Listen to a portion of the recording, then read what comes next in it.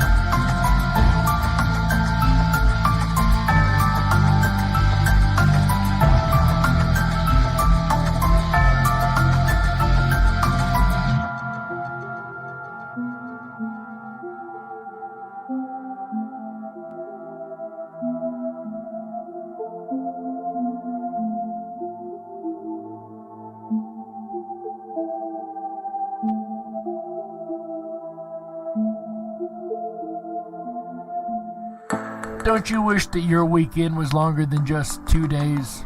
Well, if so, then you're in luck, because here on Rippin' Common Sense Radio, our weekend begins on Wednesday. Yes, you heard that right. Our weekend kicks off every Wednesday at 7 p.m. Pacific, 10/9 Central, with Darkwolf's Den, starring yours truly, Jerry the Dark Wolf. But that's where the fun has only just begun.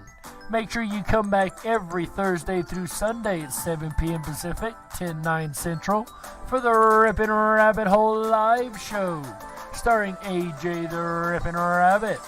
He dives into the archives of vocal legend Art Bell and brings those stories up to date. So make sure that you spend your extended weekends with the Animals of Radio, Jerry the Dark Wolf and AJ the Rippin' Rabbit, starting at 7 p.m. Pacific, 10/9 Central, every Wednesday through Sunday, right here on Rippin' Common Sense Radio. Rippin' Rabbit Hole is a community-driven radio. At times the community comments may reveal prejudices and other beliefs that we or our sponsors do not condone. Views or opinions expressed by the community, callers, or guests are those of the individual speaking and do not represent the views or opinions of this site. Rippin' Common Sense content is intended for mature audiences only. Enjoy. This is Cynthia Sue Larson with Reality Shifters and the International Mandela Effect Conference, and you're now listening to Darkwolf's Den Show on Rippin' Common Sense Radio.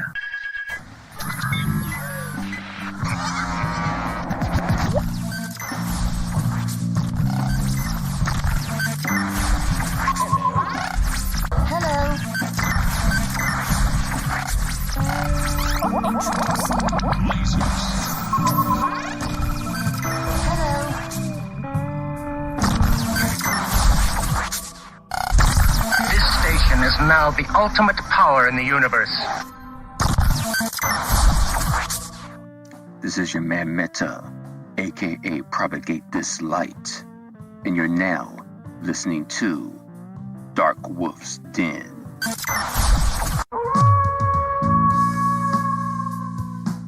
Are ghosts real? We had 1,000 hours of continuous communication with the spirit world. Does time travel actually exist? The laws of physics seem to be compatible with time machines. You know, sometimes I wonder about reincarnation. Don't you? A 4-year-old boy in Adelaide, Australia, has told his parents that he used to be Britain's Princess Diana. What would happen if the world found out that aliens were real? I didn't say disclosure would be easy, but what is the alternative? To establish a space force as the 6th branch of the armed forces. We have so many questions and yet so little time, so to have you here, the pleasure is all mine. Coming to you from a secret mountain cave, hidden deep within the Idaho wilderness, this is the Darkwolf's Den Show. Now, here is your host, Jerry Hicks. That's right, I am Jerry Hicks, also known as the Dark Wolf, and welcome back to another episode of the DarkWolf's Den Show. It is Wednesday, September 2nd, 2020, and tonight we're going to talk about a topic that is very much a challenge for me because I am not an expert by any means whatsoever. But I've done a lot of research, and I think I've been able to put together enough information to make this a worthwhile show. A lot of us hear the word Schumann resonance, but don't really know exactly what it is or what's going on with it, or why it is so important to us, because it is absolutely 100% extremely important to us as humans, which we will find out why in a little bit. But first, today in history. On this day in 1859, we had what was called the Carrington Event, where a super powerful geomagnetic storm was released by the sun that directly hit the Earth, which set ablaze many telegraph stations at the time. If a solar storm of this magnitude occurred today, it would cause widespread electrical disruptions, blackouts, and damage due to extended outages of the electrical grid. We would be sitting ducks if that happened today. And that was another Today in History. And interestingly enough, I couldn't have been more excited when I found this week's Today in History, because geomagnetic energy is exactly what we're going to be talking about tonight. But let's start at the beginning. I don't want to get too far ahead of myself because that's where the information starts to get messed up. So, ladies and gentlemen, we're going to start at the beginning, and the person that realized what the Schumann resonance even is. An unknown scientist is about to make a discovery that should have changed everything. His name was Winifred Otto Schumann. On the day in question, he was teaching his students about the physics of electricity, how a sphere within a sphere can create electrical tension, and subsequently, a frequency. Schumann's class had struggled to understand the subject, so to make it easier, the professor instructed them to imagine the Earth as one sphere and the ionosphere as another. He then asked them to calculate the tension that would exist in between. So far it's really simple. We've got the Earth, then we've got the ionosphere which surrounds the Earth. This would be the equivalent of a dome in this particular scenario. Mind you, not a solid dome per se, but it is an allegory or an analogy in this particular scenario, like I said. Having no idea himself, Schumann also began to calculate. Now, I'm not sure if you guys caught that little part right there or not. He told his students to calculate the tension between the ionosphere and the Earth, not even having done the calculations himself. So even he wouldn't have known if they did get the right answer. So he also started to calculate. Eventually, he arrived at a frequency of approximately 10 hertz. And the approximately 10 hertz part will be very, very important during this episode. As incredible as it seemed to Schumann, our planet had a pulse. A very steady, rhythmic pulse, just like a heartbeat. The planet itself literally has a heartbeat, but that is only the very, very beginning. A measurable frequency that surrounded life on Earth. And this pulse is actually created by the lightning that happens around the Earth all the time. As each lightning strike occurs, it sends out a wave of electromagnetic frequency. And as all these lightning strikes continue to occur, these waves tend to bounce off each other, and some of them combine, and they bounce off the ionosphere and the Earth and propagate between the two all the way around the Earth, which creates what is the Schumann resonance and the harmonics of the Schumann resonance. And we'll get into harmonics a little bit later, but that is what creates the Schumann resonance on the Earth, is the ionosphere and the Earth and the lightning strikes in between, creating a resonant frequency that bounces between the ionosphere and the Earth. Also, the ionosphere is pushed down towards the Earth at different times due to space weather, and at other times it's not so pushed down. So the cavity isn't always the same depth or size. It kind of varies how large it is, which varies on how loud the Schumann frequency is at any given time. Although the professor was proud of his find, he didn't see it as a hugely significant one. Little did he know at the time that this was actually an extremely significant find for mankind.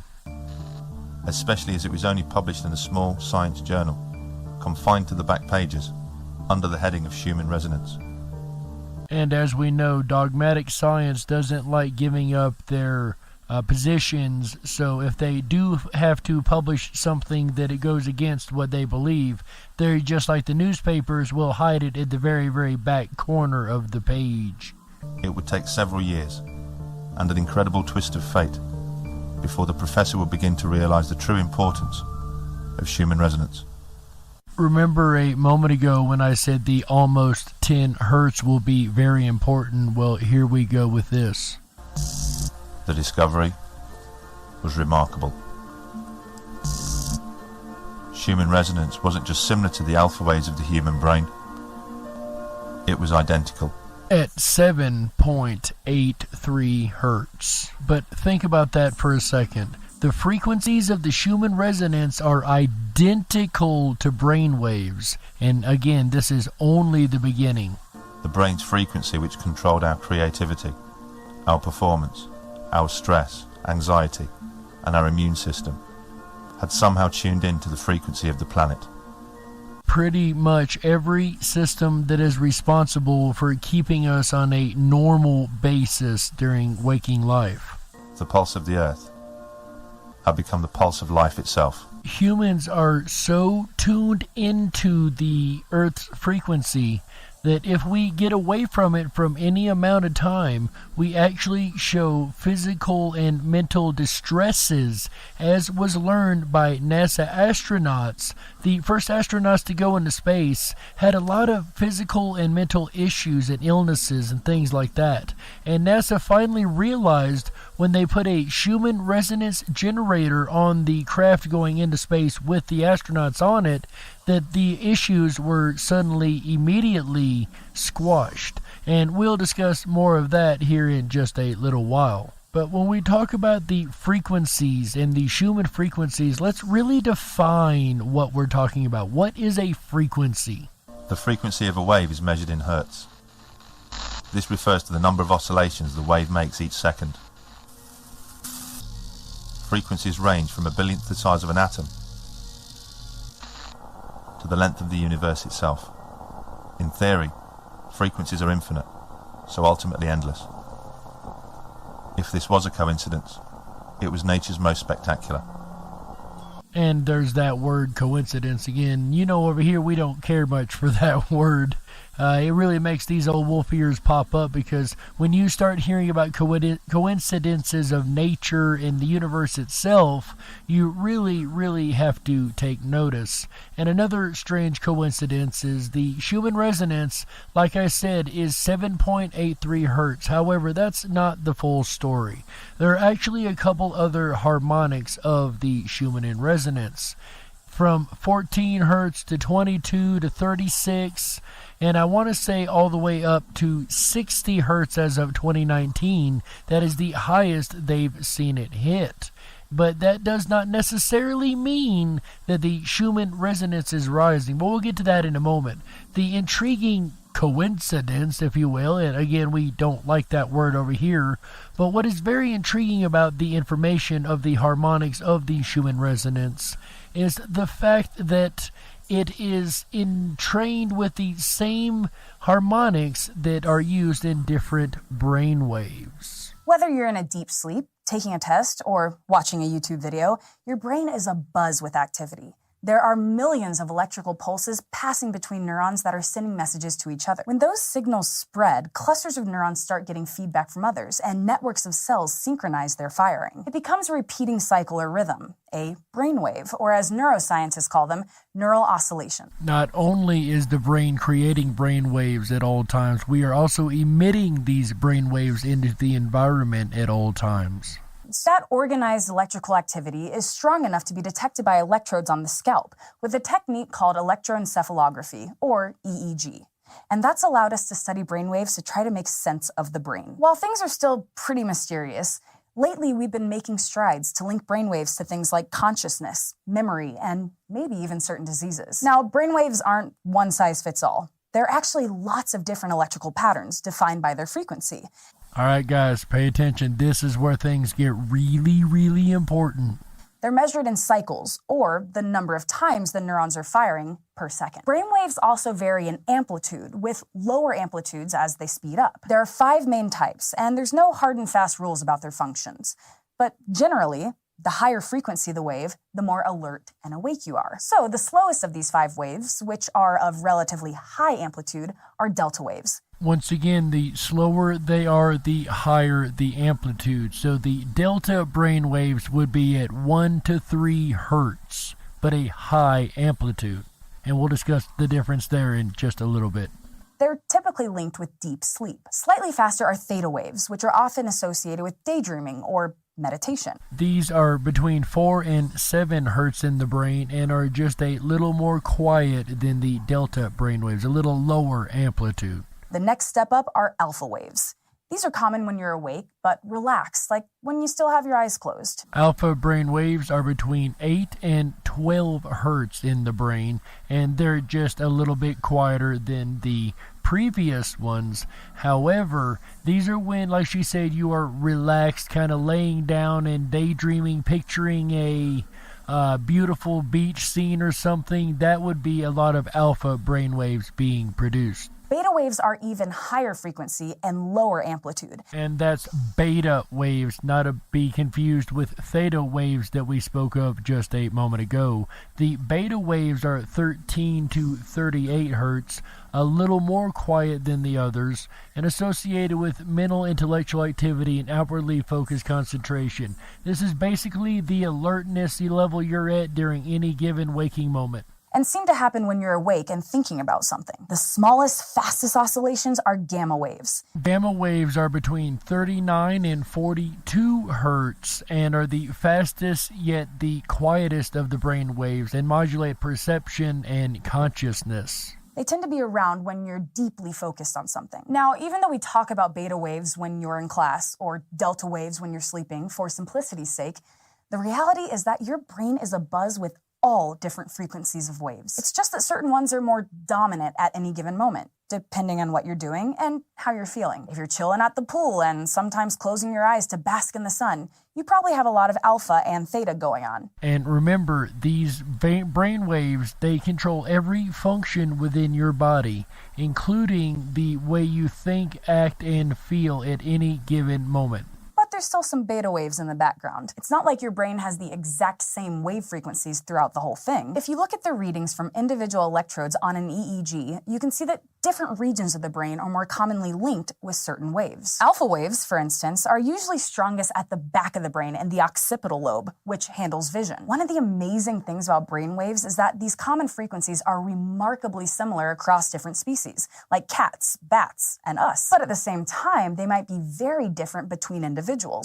And I find it a little less remarkable that everybody is entrained on the same frequencies, considering we all live within the same super frequencies on the Earth itself. Some neuroscientists have even proposed that a snapshot of all the waves going on in a brain could be used to identify a person, like a fingerprint. So in some ways, measuring brain waves could be very powerful. Like, I can probably guess the moment you open your eyes just by looking at when your alpha waves drop off. So in theory, the Schumann resonance would affect directly the brain waves that we are producing.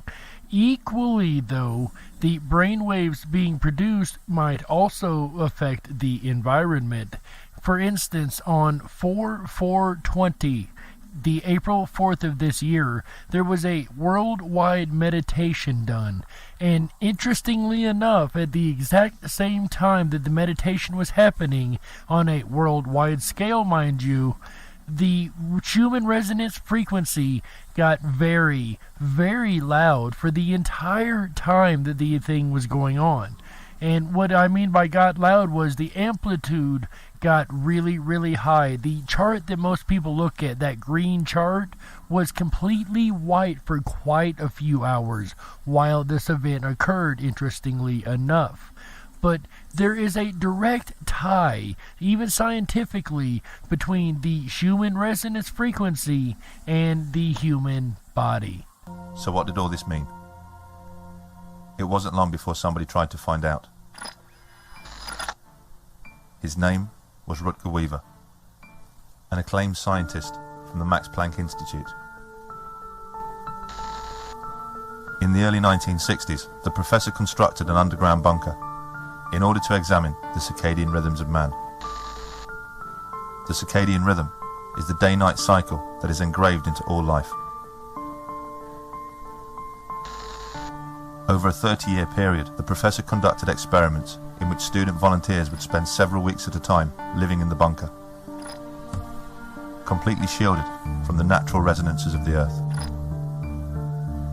So just like the astronauts from NASA that we were talking about earlier, and I know that not very many people in this community or that listen to this show trust NASA, don't worry, I am right there with you. However, it's validating some information that NASA did say, so let's not throw the baby out with the bathwater now. So underground, these guys were completely away from the ionosphere and the Earth. They were away from any Schumann resonance that they could be experiencing. So what would happen in this situation? In his results, Weaver noted some astonishing findings. He discovered that when Schumann resonance was filtered out of the bunker, the students' physical and mental health would suffer. Again, just like we heard with the astronauts earlier. He took students down there. He didn't trust to do it with ill or old people.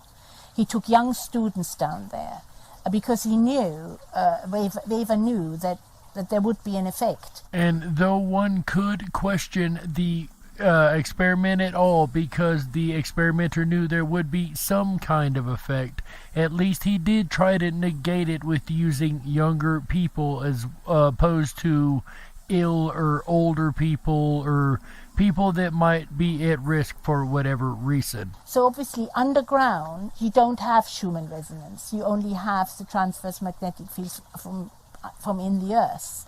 So by putting them underground, they started feeling sick, having headaches. Their circadian rhythm was completely upset.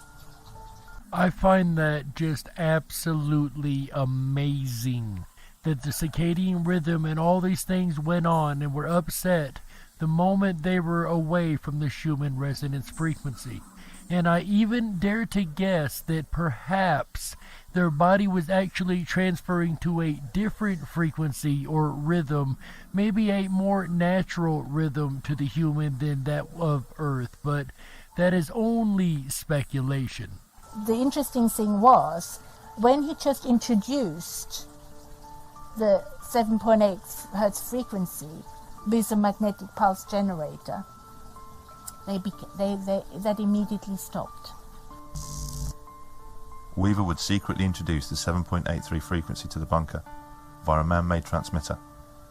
Each time he did so, he noted the ill effects suffered by the volunteers either disappeared or decreased.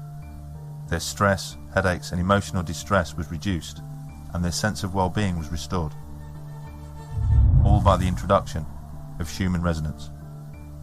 And that is absolutely huge.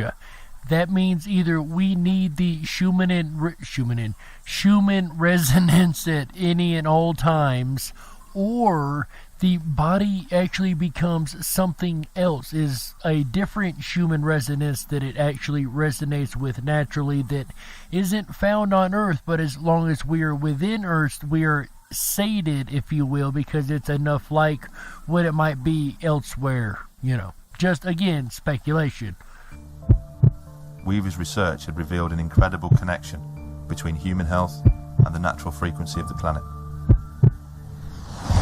And in 2011, groundbreaking research suggested something even more impressive, that Schumann resonance could be connected to the beginnings of life itself. And what I'm going to read now is from an article in Live Science. It says, in most vertebrates and invertebrates, there is a constant background cellular electrical activity, often coursing through the nervous system, with a small frequency range from 5 to 45 hertz. A new study published in the journal International Journal of Biometeorology notes with extremely low frequency ranges overlap with natural vibrations in the atmosphere caused by lightning. What we've been talking about tonight, ladies and gentlemen, the Schumann resonance. It continues. About 20 years ago, we started to discover that many biological systems, from the simplest of organisms like zooplankton in the oceans to our brains, have electrolyte activity in exactly the same frequency range as that produced by global lightning activity. We think that on evolutionary timescales,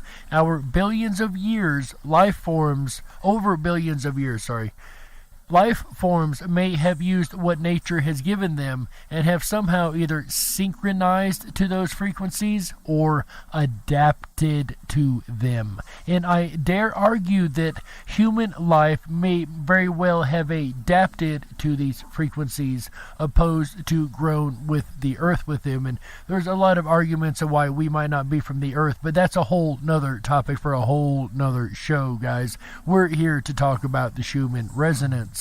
And ladies and gentlemen, that music means we've got to go ahead and take a network break right here. So you guys sit right there, and we'll be back with the second half of the Darkwolf's Den Show and the Schumann Resonance Challenge after these messages. Don't you touch that dial. We gotta stoke the fires and run off the men in black. Don't touch that dial. We'll be right back. Sex in the city? Nope. Interview with a vampire? Nope. If you build it, they will come? Febreze to wheeze in the middle? Wrong again. Depends. Nope. Welcome to the Twilight Zone, my friends. A phenomenon known as the Mandela effect. You may have heard of it. You may want to not neglect. Unbecoming, awake, and spiritually inclined. So sit back, relax, while I blow your mind. Take the thumb off the cell, stop following the sheep. Down the rabbit hole we go. Are you ready for that leap? The Zapruder film, #JFK. I looked at the footage and I said, what the heck? How come there are 6 people in that dang car? Stretch limo, for me, this was all too bizarre. A glass behind the driver, no way, Jose. I remember before in the car, my mind was in total disarray. Trying to make sense of what I was seeing, what I was witnessing. Didn't connect with my inner being. A second woman in the car for me was only the first lady. Do you smell what the rock is cooking? All this seemed kinda shady. Berenstein Bears. Nope. Shazam? Sinbad? Not in this reality. Good lord. An awakening. Was it all a revelation? The naysayers and skeptics call it confabulation. They say you misremembered and call us back. Crazy, did you smoke a doob? Maybe that's why it's a little bit hazy. Unless you experience it, you'll never know. But enough of that, on with this Mandela effect flow. Mandela effect in the house. What if the world happened to Ed McMahon? In this reality, Publishers Clearinghouse was not a fan. Never the spokesperson, but we remember it clear as day. McMahon holding that check while the winner yelled out, yay! American Family Publishers, never heard of them until now. This Mandela effect has me raising the people's eyebrow. So many theories on what it could be. Have you ever heard of CERN and the LHC? Luke, I am your father. Nope. Sally Fields? Nope, wrong again. That stands for the Large Hadron Collider. I thought I would mention. You know, the machine that opens up portals into different dimensions? You're probably thinking that this is all science fiction, but you gotta think outside the box and have no restrictions. Alternate realities and parallel dimensions. Okay, I get some of your apprehensions. Could this all be a spiritual evolution? Cause the human race has grown tired of this toxic pollution. Mandela effect in the house. No, I'm not going crazy. Some people, they just don't understand.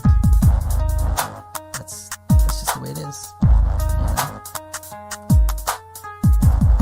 Stay strong, my friends.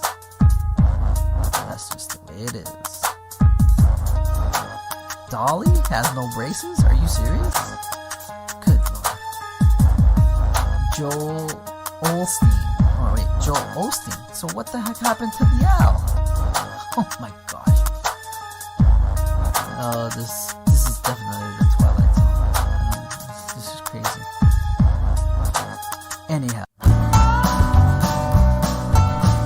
Anyhow, that was Juanito, 1975. Are you enjoying the start to your weekend? I know I am. Hi, everybody. It's AJ, the Rippin' Rabbit. If you're enjoying tonight's look at the Schumann resonance here on the Darkwolf's Den Show with host Jerry Hicks, then please make sure to thumb up that video. Hit that subscribe button and ring that bell. You'll get our notifications every time we go live. Jerry kicks off the weekend right every Wednesday night, starting at 7 p.m. Pacific, 10/9 Central, and then we dive through the rabbit hole all the way to Sunday. I'll be back again tomorrow, Thursday, September 3rd, for a look at extremely sensitive perception, ESP. What is it like having extremely sensitive perception? Some may even call it extrasensory perception. In my terms, I'm going to refer to it tomorrow night as extremely sensitive perception. And can all of us harness the ability to do it? Tune in tomorrow, September 3rd, starting at 7 p.m. Pacific, 10/9 Central, and find out. Then Friday, September 4th, bad habits. Can they be broken? Understanding strange and bad habits. That's our focus, Friday, September 4th, starting at 7 p.m. Then, the first weekend of the month, that's right, Saturday night, our Mandela Monthly with co-host Moneybag73 as we dive once again down the rabbit hole of the Mandela effects with special guest Brian Haggerty. Now, he is a speaker, an educator, an author, and host of the podcast, Our Fascinating World. So I'm looking forward to Saturday's Mandela Monthly. Mark it on your calendars, be here or be square. Of course, all shows start at 7 p.m. Pacific, 10/9 Central. Then we'll end out the weekend together, Sunday, September 6th, with a look at the fantastic fun show. That's right, will CSFL champion remain seated on the throne as the Fantastic Fun King? Or perhaps will somebody knock him off and take the crown? That's going to be interactive family game night Sunday, September 6th, starting at 7 p.m. Pacific, 10/9 Central. It's going to be an awesome weekend right here on the very best of Common Sense Radio, the Rippin' Rabbit Hole. Make sure that you join our mail list at rippinrabbithole.com. We'll send you out that weekend schedule every Wednesday morning. We're going to return back now to Jerry Hicks and the Darkwolf's Den as he howls at the Schumann resonance. That's tonight, September 2nd, on the Darkwolf's Den Show, right here exclusively on Rippin' Common Sense Radio. Stick around, a lot more to come.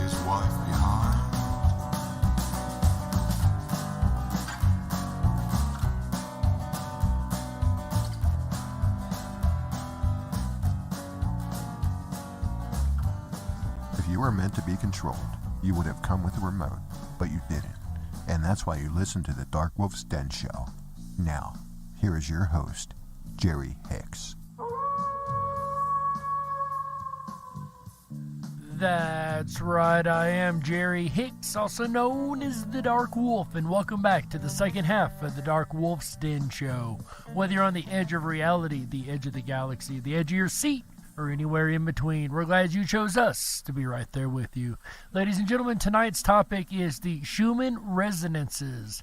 And, you know, we were challenged to do this. I had a couple people request that I do this. And then AJ the Rippin' Rabbit over there issued a challenge. That's right. He challenged me to do this show on the Schumann resonances because we talk about it so much in the community, but not a lot of us understand exactly what it is and exactly what's going on. So having this understanding can really give us a better understanding of perhaps theories and reasons why they may be connected to different phenomenon that we have witnessed. And we'll get into more of that here in just a moment. But first, I want to do a bit of a recap because we have covered a lot of information in a very, very short amount of time.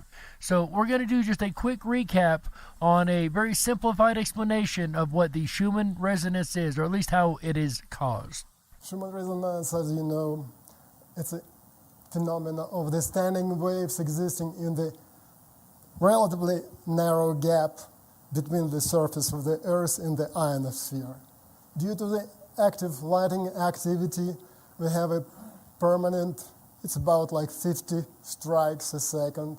At any given second across the entire Earth, it's estimated there's roughly 50 lightning strikes going on every and any second. We have a permanent source of electromagnetic waves going inside this gap until they got absorbed. But some portion of this electromagnetic wave, they find a way through the whole gap and create a set of standing waves. The diagram you see to the right, this diagram was experimentally recorded in Antarctica, where the level of electromagnetic pollution is low. Now, there's another great question. What is the electromagnetic pollution around us caused by our electronics that we're carrying everywhere at all times now? What is all this electronic pollution doing to both our brain waves as well as the Schumann resonance data? And it's about like 8, 14, 20, 26, 32, and so on hertz, according to the formula, which gives you a rough example of these frequencies. But are they stable? They are not. So every peak at a particular mode frequency in the harmonics, they vary at about 1-2 hertz, both up and down. And that's a live monitoring of the frequencies of the Schumann resonance in Tomsk, Siberia. And we have included this link down below. This is the link that I use most often to read the Schumann resonance data. They do it online. You can check it yourself, and you see how they go up and down. That's the first 4 harmonics. Why is it happening? If you look at the graph to the left, you see that the level of ionosphere is moving closer to the Earth or further from the Earth. Which we explained earlier, that the weather from space, the different pressures and energies coming in from the sun when an electromagnetic sunspot is shot out at the Earth, when we have a CME event like the Carrington event was, except for that was a superstorm event. We've not seen another like that in the world, thank God. But these different solar events push down on the ionosphere and sometimes manipulate the shape of it, whether it's way up and has a large resonance, or is really, really close to the ground and has a lower resonance. Which create the gap is like breathing space, which translates the Schumann resonance frequency back to the Earth. It's like a space weather. So let's jump from the subject of the Schumann resonance to the brain waves, because when Otto Schumann first theoretically predicted the existence of Schumann resonance, it was 1950s. About the same time, neurophysicists started to explore brain, electrical activity of the brain. You see that placement of the electrode on the scalp. So, scientifically speaking, the Schumann resonance recordings are actually very, very new science. It's not like we've got hundreds of years under our belt of this. If it was only brought about around the 1950s, then that's been, 50 years or so? No, I'm sorry, 70 years. Of a person, and to the left, at a standard internationally accepted placement of the electrode. And then when they recorded all these electrical signals, probably you all know about that, according to the order how they were discovered, alpha, beta, gamma, and delta, Greek alphabet, they found the different frequencies of this electrical rhythm responsible for different functions of the brain, from alpha when we're waking up, to beta when we're thinking, up to the gamma meditative state or state of the brain where all these lower frequencies functions combine together. But if we place these two graphs together and you see all these frequencies, you see it's not a coincidence. It just may be an indication that our brain, using these Schumann frequencies, like a staircase, step by step, moving our consciousness from a sleeping state of alpha and delta rhythm to higher active gamma rhythm. Another really neat facet of this is that it follows the sun. The high points of the day follows the sun wherever it is in a particular area. So if it's the high point in America, it would probably be the high point of the day with the sun. And it goes back to the idea of the circadian rhythms and the waking-sleeping cycle, and how most people are awake during the day, and their cycles, their waking cycles usually follow the day. Through the day, they feel more and more tired as the cycles change, and as it ramps back down to the end of the day, they go back towards into meditative and then sleep state. So the reason, again, this is, I believe, possible is because with the sun and the different weather patterns in an area, you're going to have lightning in some areas, you're not going to have in others. And the sun sometimes does cause thunderstorms. Trust me, live in the South for very long enough, you know that really quick in the summertime.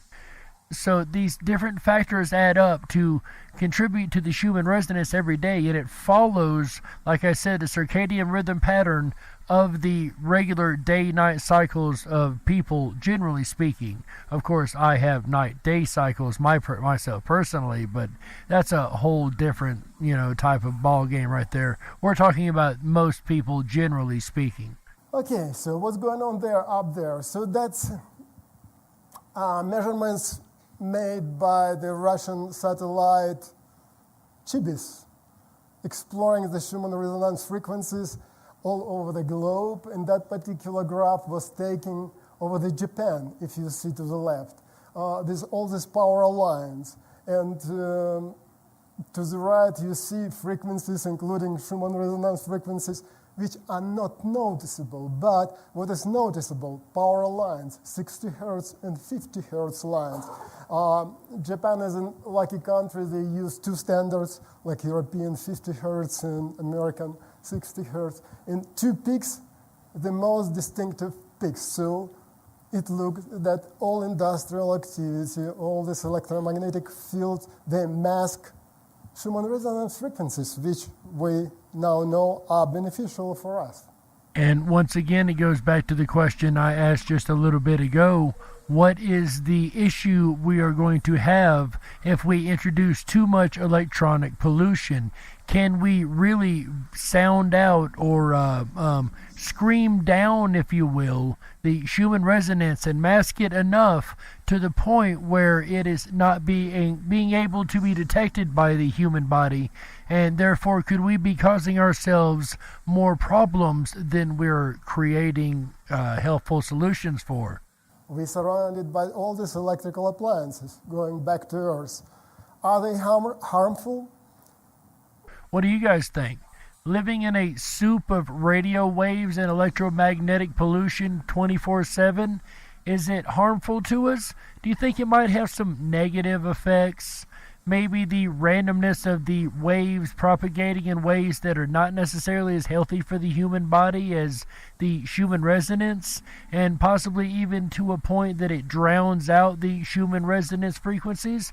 Do you think this could be beneficial by any means, or could be good, or do you think this is a dangerous idea? We know in our lab that they are, but a lot of dangerous, he means. In the lab, they know that they are dangerous. However, discussion about maybe they are not. I'm just going to present you one graph. It was published about 20 years ago by the Professor Neil Cherry from New Zealand, and he collected data about childhood cancer around Sutter Tower in San Francisco. I would bet 10 to 1 that the chart shows a steady upward movement.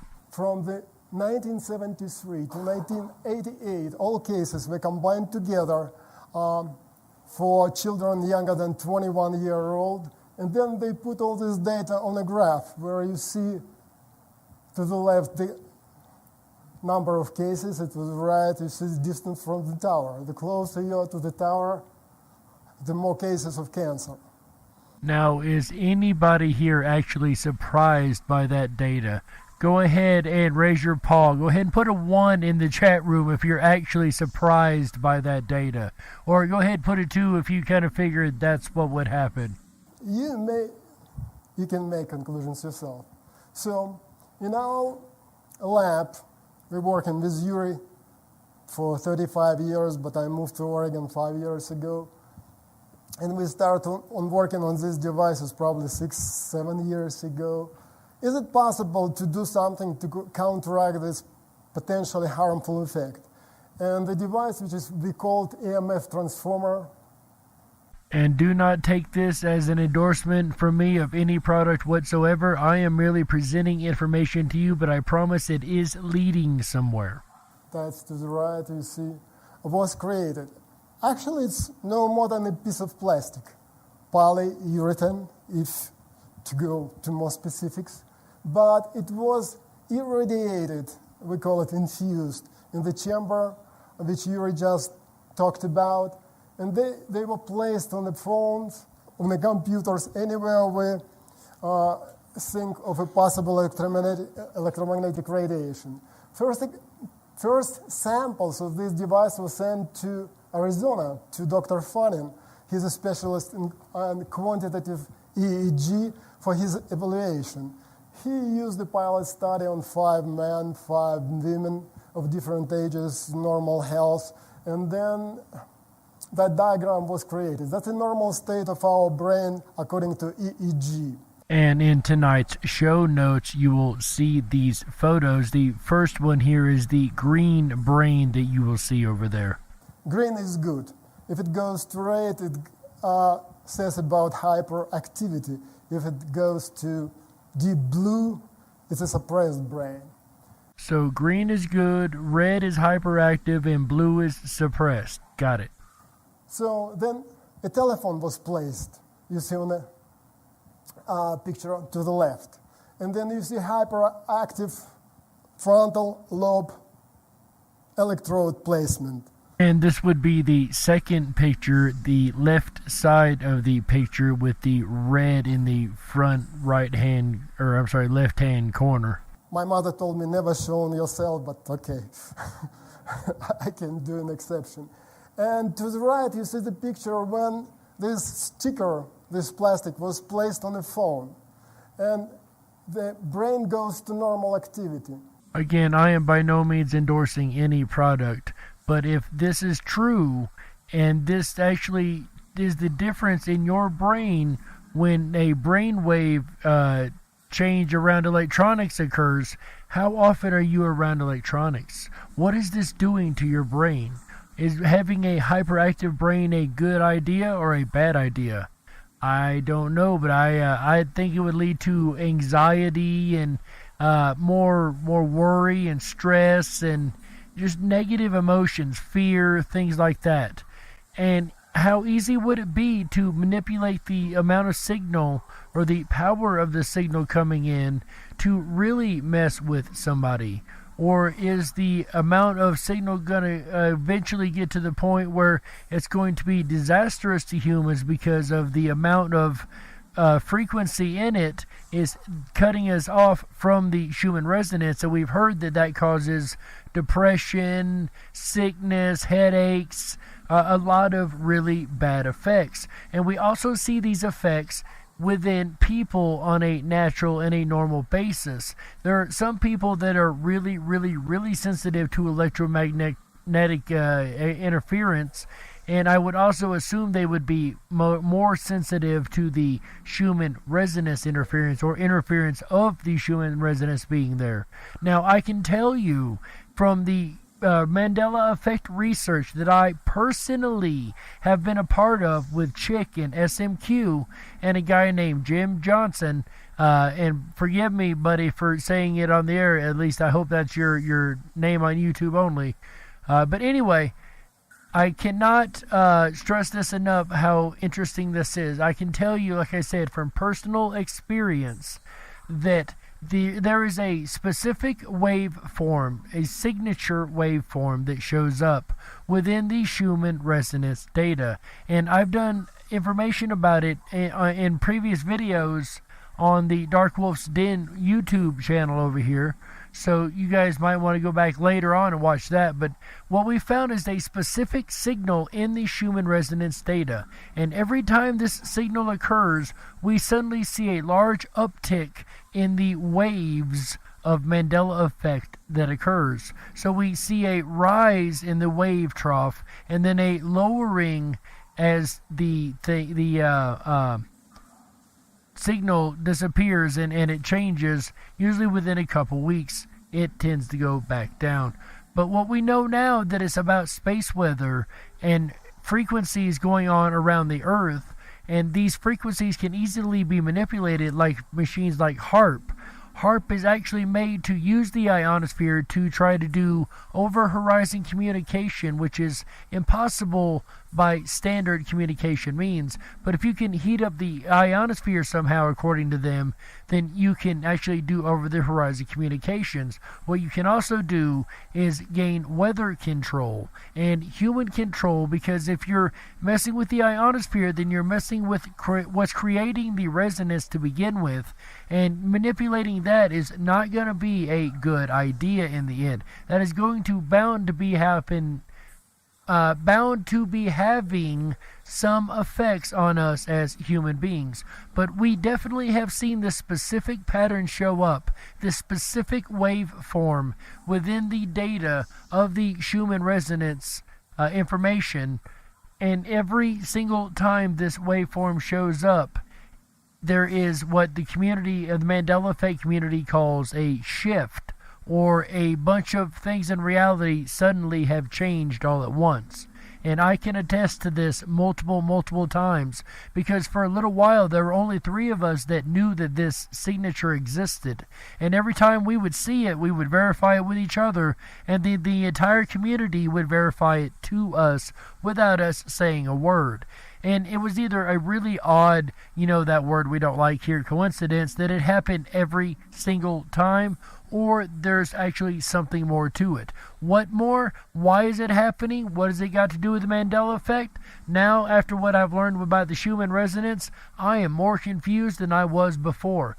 But I do know that it's got to do with frequency, and our buddy, our favorite scientist in the world, Nikola Tesla, of course, second only to Einstein. But anyway, Nikola Tesla was famous for saying 3, 6, and 9 are what you need to understand the universe. This could be frequency, harmonics, and resonance. I also believe he was quoted as saying, but I don't want to misquote Tesla of all people. But ladies and gentlemen, I hope that you guys have learned something along the way tonight. I know I've actually learned quite a good little bit along the way.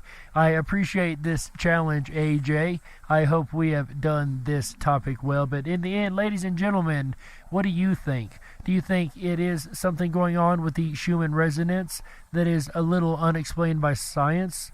The harmonics raising, even in 2019, it was reported to 60 hertz. Is there something connected with the Mandela effect? Is there a reason that they're messing with the ionosphere to mess with humans' brains, and could it have something to do with what's going on in the world today and the amount of stress felt by the world? In the end, ladies and gentlemen, when it comes to the Schumann resonance, you be the judge. We got to close it out. That's right, ladies and gentlemen. That's it for this week's episode of the Darkwolf's Den Show. Whether you're on the edge of reality, the edge of the galaxy, the edge of your seat, or anywhere in between, we're glad you chose us to be right there with you. Ladies and gentlemen, the show may be ending, but the weekend fun has only just begun. That's right. This weekend, we've got a lot of awesome fun coming up for Thursday through Sunday with AJ the Rippin' Rabbit over there. That's right. Thursday night, he's going to be talking about extremely sensitive perception. That's right. Then Friday night, he'll be talking about bad habits. I know I've got a couple of those, but whether I consider them bad or not, that's a whole nother story. Then my favorite weekend is this weekend, guys. As you guys know, the first of the month is the most fun you can have on radio. On Saturday, we have a very special Mandela Monthly with a guest speaker, educator, author, and host of the podcast Our Fascinating World, Bitcoin, Litecoin educator, investor, ladies and gentlemen, Brian C. Haggerty will be joining the boys, Mr. AJ and Mr. Moneybags, here on Saturday. Then on Sunday, we're going to be listening to and interacting with the most interactive game show on the radio. That is the Fantastic Fun Show. The Fantastic Fun Show. And again, I like Fantastic Fun Show, huh? What about you guys? Anyways, ladies and gentlemen, that's it for me. My name is Jerry Hicks, also known as the Dark Wolf. And I'm going to go over to the rippinrabbithole.com. That is RIPONRABBITHOLE.com. Over there, you're going to find every bit of fun that I can think of anyway. You can go hang out with me in the VIP lounge over there. That's right. Just go over there to the rippinrabbithole.com. Click on the 24/7 backstage lounge. That's right. Click on that and scroll about halfway down the page. You're going to find the VIP entrance. Come on in there, guys. Hang out with us. We'd be absolutely thrilled to have you there. We've got people that turn off their cam and mic all the time. You will have to give cam and mic permission, but don't worry, you can turn that off very, very quickly and just sit there and hang out with us and chat in the text chat if you'd like. And ladies and gentlemen, this morning over there, I gotta say, I seen something incredible. I seen that David Blaine Ascension stunt with a couple of us back there, and that was absolutely incredible, guys. Mind-boggling. Also, speaking of mind-boggling, we've got all kind of mind-boggling news stories over there. It's all kind of fun.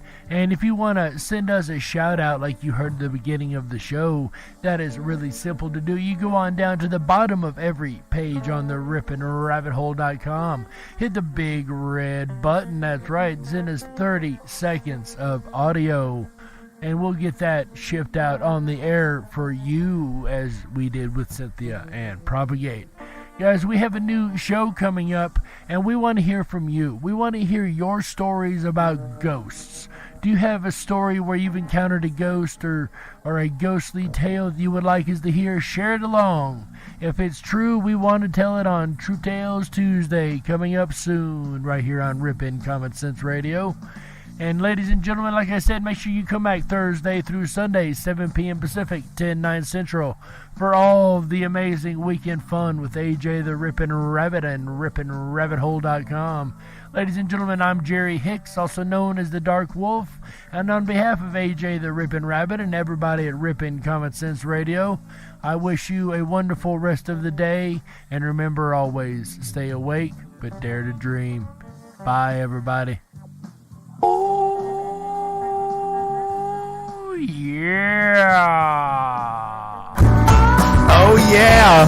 That howl means means your weekend has begun. Give yourselves a round of applause for being smart enough to be here.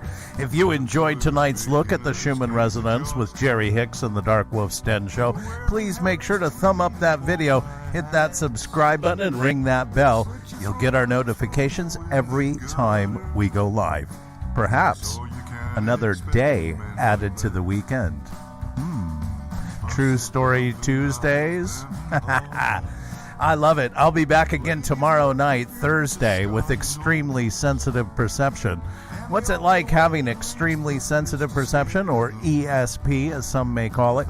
And can all of us harness that ability? Tune in tomorrow night, Thursday, September 3rd, starting at 7 p.m. Pacific, 10/9 Central, and find out.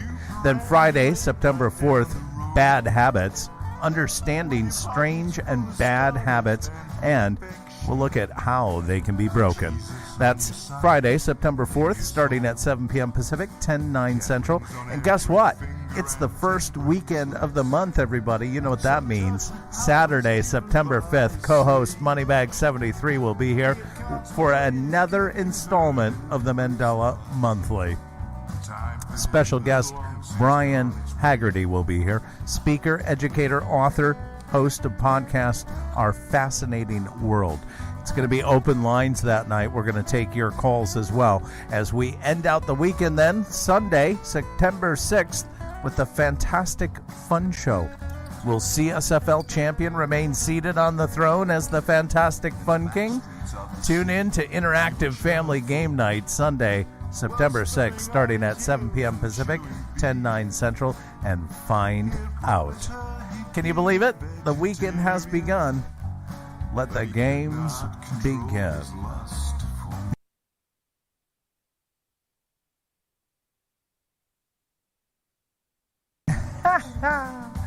Hey, if you haven't done so already, please make sure that you hop on over to ripinrabbithole.com and visit the VIP 24/7 Backstage Lounge.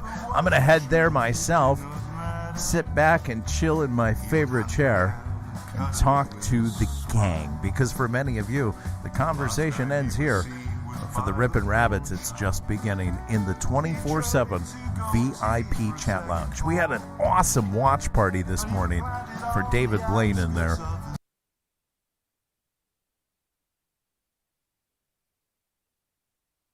It was fantastic. Ascension. What a cool trick.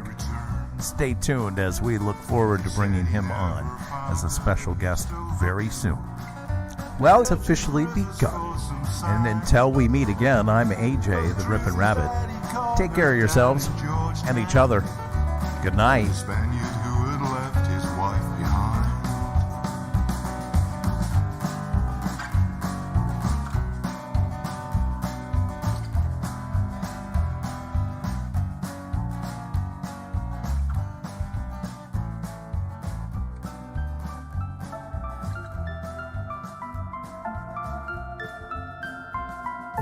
Unlocked and into the dark. Some things are better left unknown. And I'll never find you here, 'cause no one's ever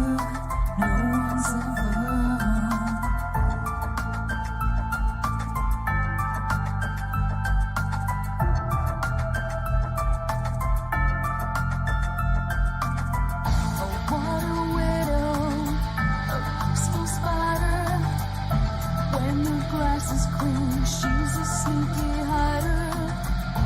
Hide the lies and the alibis. But what a sinner is it in her?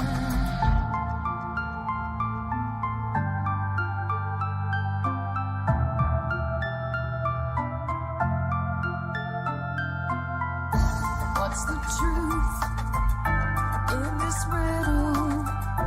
Is love really just this simple? I can't seem to find my way.